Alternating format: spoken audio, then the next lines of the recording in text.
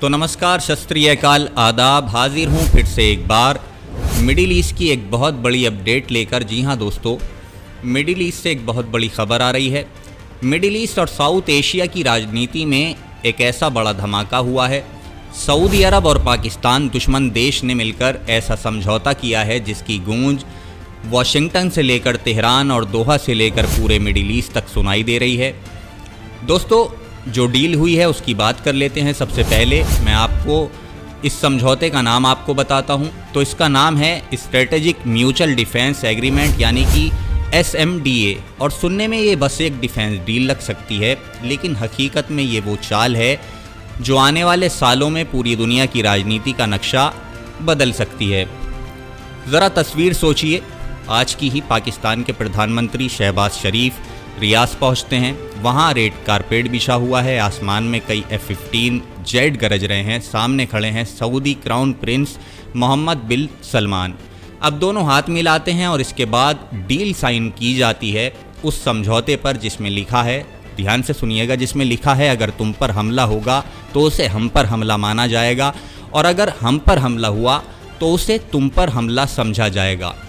दोस्तों, ये कोई मामूली बात नहीं है। पाकिस्तान और सऊदी अरब के रिश्ते आज के नहीं हैं, बल्कि 1947 से चले आ रहे हैं। और ध्यान से समझिएगा, पाकिस्तान आज़ाद हुआ तो सबसे पहले जिन देशों ने उसे मान्यता दी उसमें सऊदी अरब भी शामिल था।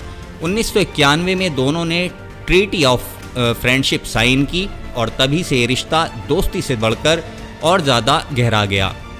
पाकिस्तान की आर्मी ने बार बार सऊदी अरब में तैनाती की, वहाँ के सिपाहियों को ट्रेन किया और अब तक 8000 से ज़्यादा सऊदी सैनिक पाकिस्तानी आर्मी से ट्रेनिंग ले चुके हैं।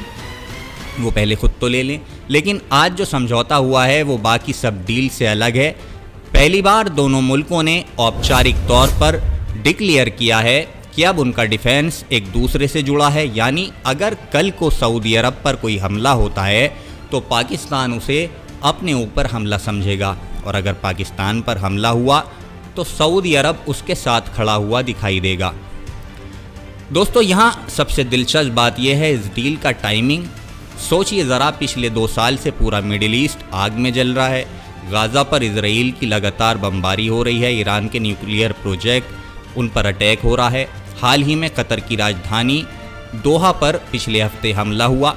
दोहा सऊदी अरब का पड़ोसी भी है, और जब वहाँ इजराइल ने अटैक किया तो सऊदी अरब को ये डर हुआ कि अगली बारी कहीं उसकी तो नहीं है। उधर पाकिस्तान का हाल देख लीजिए। अप्रैल मई में भारत और पाकिस्तान के बीच 4 दिन तक आप जानते हैं जंग चली। दोनों देशों ने एक दूसरे के मिलिट्री बेस पर मिसाइल और ड्रोन से अटैक किए। हालात यहाँ तक पहुँच गए कि कहीं न्यूक्लियर वार का खतरा न मंडराने लगे।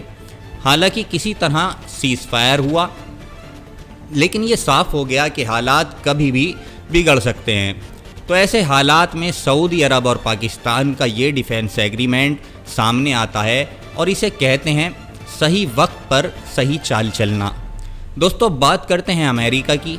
दशकों से सऊदी अरब की सुरक्षा की गारंटी अमेरिका देता आया है। खाड़ी इलाके में आज भी 40 से 50 अमेरिकी सैनिक तैनात हैं, लेकिन पिछले कुछ सालों से अमेरिका का भरोसा डगमगा गया है। खासकर इजराइल को लेकर अमेरिका की खुली सपोर्ट ने अरब मुल्कों का विश्वास हिला दिया है। अब सऊदी अरब अमेरिका पर आंख मूंद कर भरोसा नहीं करना चाहता। उसे नई सिक्योरिटी पार्टनर चाहिए और पाकिस्तान इस जगह पर फिट बैठता है। आखिरकार पाकिस्तान मुस्लिम दुनिया का इकलौता न्यूक्लियर पावर देश है, और यही वजह है कि इंडिया सबसे ज़्यादा उसको चिंता है। सऊदी अरब के रिश्ते पिछले कुछ सालों में बहुत ज़्यादा मजबूत हुए हैं। हमारे प्रधानमंत्री नरेंद्र मोदी 3 बार सऊदी अरब जा चुके हैं। दोनों देशों के बीच तेल टेक्नोलॉजी और इन्वेस्टमेंट को लेकर बड़े बड़े प्रोजेक्ट चल रहे हैं। लेकिन पाकिस्तान और सऊदी अरब की इस नई दोस्ती से हमारे ऊपर, भारत के ऊपर क्या फ़र्क पड़ेगा? क्योंकि अगर कल को भारत और पाकिस्तान के बीच फिर से तनाव बढ़ता है, युद्ध होता है, तो पाकिस्तान अकेला नहीं रहेगा, उसके पीछे से सऊदी अरब भी खड़ा हुआ दिखाई देगा। और अगर सऊदी अरब जैसी ताकत पाकिस्तान का सपोर्ट करे, पाकिस्तान जैसे मुल्क का, तो साउथ एशिया का पूरा पावर बैलेंस बदल सकता है। लेकिन कहानी यहीं नहीं ख़त्म होती दोस्तों, ईरान को भी ये डील चुप सकती है। सऊदी अरब और ईरान दशकों से राइवल रहे हैं। हाल ही में चीन की मदद से दोनों में थोड़ी बहुत सुलह हुई थी, लेकिन अब ये समझौता फिर से शक पैदा कर सकता है। देखिए, ईरान सोच सकता है कि पाकिस्तान अब सऊदी ब्लॉक का हिस्सा बन चुका है, और अगर कभी सऊदी अरब ईरान में टकराव हुआ तो पाकिस्तान भी उस लड़ाई में खिंच जाएगा, शामिल हो जाएगा। इसके अलावा अफ़गानिस्तान का समीकरण भी बदल सकता है। तालिबान सरकार और पाकिस्तान के रिश्ते वैसे भी खटास भरे हैं, आप जानते हैं। अगर सऊदी अरब पाकिस्तान के साथ खड़ा होता है, उसे होना पड़ेगा, तो तालिबान पर भी दबाव बढ़ेगा।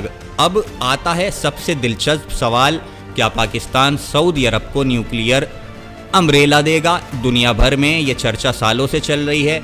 यहाँ तक कि मशहूर अमेरिकी पत्रकार बॉब वुडवर्ड की किताब में लिखा है कि मोहम्मद बिन सलमान ने कहा था, मुझे बम बनाने के लिए, न्यूक्लियर बनाने के लिए यूरेनियम की ज़रूरत नहीं है, पाकिस्तान से ख़रीद सकता हूँ। हालांकि इस डील में फ़िलहाल ऐसा कोई जिक्र नहीं है, लेकिन फिर भी मैसेज साफ़ है, पाकिस्तान और सऊदी अरब अब डिफेंस में कदम से कदम मिलाकर आगे बढ़ेंगे, एक साथ रहेंगे। अब सवाल ये है कि आगे क्या होगा?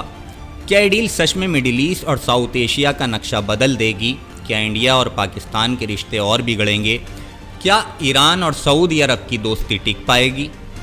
और सबसे अहम सवाल ये है कि अमेरिका की पकड़ इस इलाके से ढीली होकर पाकिस्तान और सऊदी अरब जैसे मुल्क नया ब्लॉक बनाएंगे। इतना तय है कि ये समझौता दोनों देशों के लिए वॉरशेड मोमेंट है। इससे न सिर्फ उनकी सुरक्षा मजबूत होगी, बल्कि आने वाले वक्त में डिफेंस प्रोडक्शन, जॉइंट ट्रेनिंग और आर्मी डिपार्टमेंट तक का रास्ता खुलेगा। और यही वजह है कि ये समझौता जितना दिखता है उससे कहीं ज़्यादा गहरा है। इसमें भू राजनीति का वो खेल शामिल है जिसे समझना आसान नहीं है, लेकिन इतना ज़रूर है दोस्तों कि आने वाले महीनों में, दिनों में जब भी आप मिडिल ईस्ट और साउथ एशिया की खबर देखेंगे, पाकिस्तान और सऊदी अरब के इस डिफेंस एग्रीमेंट की छाया ज़रूर नज़र आएगी। तो ये थी एक ताज़ा अपडेट मिडिल ईस्ट से जुड़ी हुई। आगे की अपडेट जानने के लिए चैनल को सब्सक्राइब ज़रूर कर लें, क्योंकि चैनल नया है, आपके सपोर्ट की ज़रूरत है। वीडियो पर एक लाइक करके इसे अपने दोस्तों के साथ शेयर करें। जल्द ही मुलाकात होगी एक नई वीडियो के साथ, नई अपडेट के साथ। तब तक आप अपना ख्याल रखें। जय हिंद।